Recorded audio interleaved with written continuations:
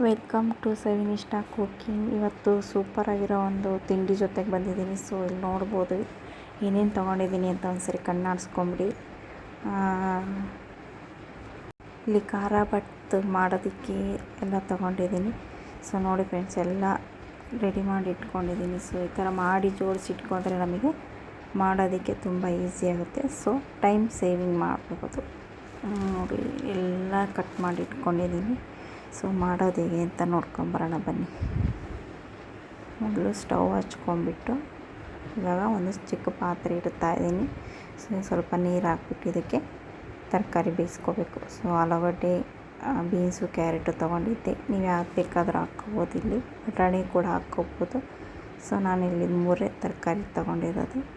ಇದಿಷ್ಟನ್ನು ಸ್ವಲ್ಪ ಉಪ್ಪು ಹಾಕ್ಬಿಟ್ಟು ಬೇಯಿಸ್ಕೊತಾ ಇದ್ದೀನಿ. ನೋಡಿ ಕುದಿ ಬಂತು. ಇವಾಗ ಒಂದು ಸ್ವಲ್ಪ ಅರ್ಧ ಬೇಯಿದ್ರೆ ಸಾಕು. ಅರ್ಧ ಬೇಯಿಸ್ಕೋಬೇಕು. ಇದನ್ನು ತುಂಬ ಬೇಯಿಸೋಕೆ ಹೋಗ್ಬೇಡಿ.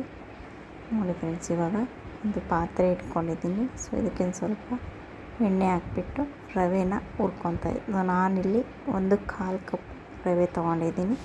ಸೊ ನಿಮ್ಮ ಮೆಜರ್ಮೆಂಟಿಗೆ ನೀವು ನೋಡ್ಕೊಂಬಿಟ್ಟು ತೊಗೊಳ್ಳಿ ರವೆನ. ಸ್ವಲ್ಪ ಎಣ್ಣೆ ಹಾಕ್ಬಿಟ್ಟು ಇವಾಗ ರವೆನ ಚೆನ್ನಾಗಿ ಹುರ್ಕೋಬೇಕಾಗುತ್ತೆ ನಾವು. ನೋಡಿ ಸ್ವಲ್ಪ ಹುರಿದ್ರೆ ಸಾಕು, ತುಂಬ ಹುರಿಯೋದೇನು ಬೇಡ.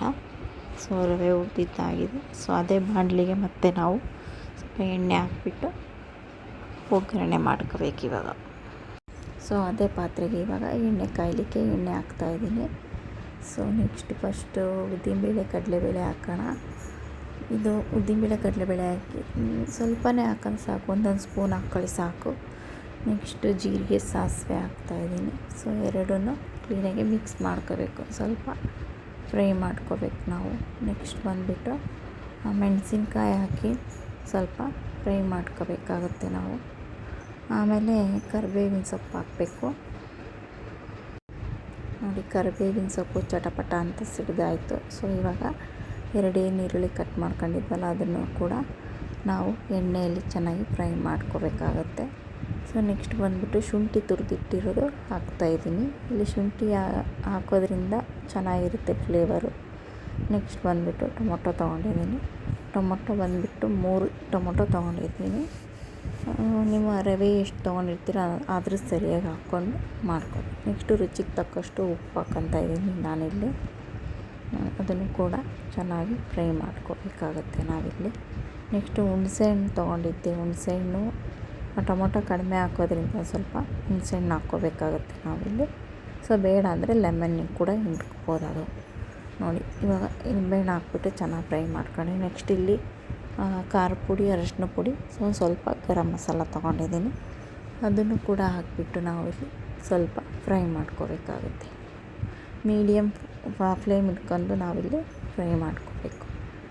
ನೆಕ್ಸ್ಟ್ ಬಂದುಬಿಟ್ಟು ಇಲ್ಲಿ ರವೆ ಏನು ತೊಗೊಂಡಿದ್ವಲ್ಲ ಅದೇ ಮೆಜರ್ಮೆಂಟಲ್ಲಿ ನಾನಿಲ್ಲಿ ನೀರು ಹಾಕ್ತಾಯಿದ್ದೀನಿ. ಸೊ ನೀವು ನಿಮ್ಮ ಮೆಜರ್ಮೆಂಟಲ್ಲಿ ಯಾವ ಕಪ್ ತೊಗೊಂಡಿರ್ತೀರ ಅದರಲ್ಲಿ ನೀರು ಹಾಕ್ಕೊಳ್ಳಿ. ನೋಡಿ ನಾನಿಲ್ಲಿ 1/4 ಕಪ್ಪಿಗೆ ಇಲ್ಲಿ 3 ಕಪ್ ನೀರು ಹಾಕಿರ್ತೀನಿ ನಾನಿಲ್ಲಿ. ಸೊ ನೋಡ್ಬೋದು ಇವಾಗ 3 ಕಪ್ ನೀರು ಹಾಕಿದ್ದಾಯಿತು. ಒಂದು ಸರಿ ಮಿಕ್ಸ್ ಮಾಡಿಬಿಟ್ಟು ಇದನ್ನು ಕುದಿ ಬರೋವರೆಗೂ ಮುಚ್ಚಿಡಬೇಕು. ಸೊ ನೋಡಿ ಇವಾಗ ಕುದಿ ಬಂದಿದ್ದಾಗಿದೆ. ಇವಾಗ ಏನು ಬೇಯಿಸಿಟ್ಟಿದ್ವಲ್ವ ಆ ತರಕಾರಿ ಕೂಡ ಇದರಲ್ಲಿ ಮಿಕ್ಸ್ ಮಾಡ್ಕೋಬೇಕು. ಮಿಕ್ಸ್ ಮಾಡಿಬಿಟ್ಟು ಇವಾಗ ರವೆ ಹಾಕ್ಕೊಂಡು ಅದನ್ನು ಕೂಡ ಮಿಕ್ಸ್ ಮಾಡಬೇಕಾಗುತ್ತೆ ನಾವಿಲ್ಲಿ. ಗಂಟಾಗದೇ ಇರೋ ಥರ ರವೆ ಫ್ಲೇಮ್ ಕಮ್ಮಿ ಇಟ್ಬಿಟ್ಟು ರವೆನ ಮಿಕ್ಸ್ ಮಾಡ್ಕೋಬೇಕು ನಾವಿಲ್ಲಿ. ಸೊ ಇದೇ ಥರ ತಿರುಗಿಸ್ತಾ ಇರಬೇಕು ಒಂದು ಸ್ವಲ್ಪ ಹೊತ್ತು ನಾವು. ಸೊ ಸ್ವಲ್ಪ ಗಟ್ಟಿ ಆಗುತ್ತಲ್ಲವ ಆವಾಗ ಮತ್ತೆ ಮುಚ್ಚಳ ಮುಚ್ಚಿ ಒಂದು 5 ಮಿನಿಟ್ಸ್ ಬಿಡಬೇಕು. ಮತ್ತು ನೆಕ್ಸ್ಟು ಒಂದು 5 ನಿಮಿಷ ಆಗಿದ್ಮೇಲೆ ಗಟ್ಟಿಯಾಗಿರುತ್ತೆ ಇದು. ಮತ್ತೆ ಒಂದು ಸರ್ತಿ ಚೆನ್ನಾಗಿ ತಿರುಗಿಸ್ಕೋಬೇಕು ನಾವು ಇದನ್ನು. ಮತ್ತು ಇಲ್ಲಾಂದರೆ ತಳ ಹಿಡಿದ್ಬಿಡುತ್ತೆ. ಸೊ ಅದಕ್ಕೋಸ್ಕರ ಇದನ್ನು ಸ್ವಲ್ಪ ತಿರುಗಿಸ್ಕೊತಾನೆ ಇರಬೇಕಾಗುತ್ತೆ. ಇನ್ನೊಂದು ಸ್ವಲ್ಪ ಹೊತ್ತು ಹೀಗೆ ಹವೆಯಲ್ಲಿ ಬೇಯೋಕ್ಕೆ ಸ್ವಲ್ಪ ಹೊತ್ತು ಮುಚ್ಚಿಡಬೇಕು ಇದನ್ನು.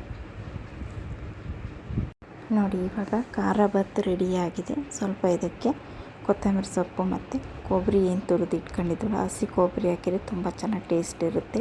ಸೊ ಅದಕ್ಕೋಸ್ಕರ ನಾನಿಲ್ಲಿ ಹಸಿ ಕೊಬ್ಬರಿ ತುರಿದು ಹಾಕ್ತಾಯಿದ್ದೀನಿ. ಇವಾಗ ಖಾರ ಬಾತ್ ರೆಡಿಯಾಗಿದೆ ಫ್ರೆಂಡ್ಸ್. ನನ್ನ ಚಾನಲ್ಗಿನ ಯಾರಾದರೂ ಹೊಸಬ್ರೆಲ್ಲ ಆಗಿದ್ದರೆ ಸಬ್ಸ್ಕ್ರೈಬ್ ಮಾಡಿ, ಆ ವಿಡಿಯೋ ಇಷ್ಟ ಆದರೆ ಲೈಕ್ ಮಾಡಿ, ಬೇರೆಯವ್ರಿಗೆ ಶೇರ್ ಮಾಡಿ. ತುಂಬ ಚೆನ್ನಾಗಿ ಬಂದಿದೆ ಫ್ರೆಂಡ್ಸ್.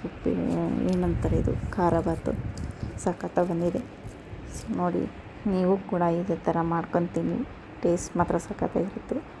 ಬೆಳಗ್ಗೆ ಏನು ತಿಂಡಿ ಮಾಡೋದು ಅಂತ ಯೋಚನೆ ಬಂದಾಗ ಈ ಥರ ಮಾಡ್ಕೊಳ್ಳಿ. ಸೊ ಡಯಟ್ ಮಾಡೋರಿಗೆ ಒಂದೊಳ್ಳೆ ಫುಡ್ ಅಂತಲೇ ಹೇಳ್ಬೋದು. Thank you so much friends.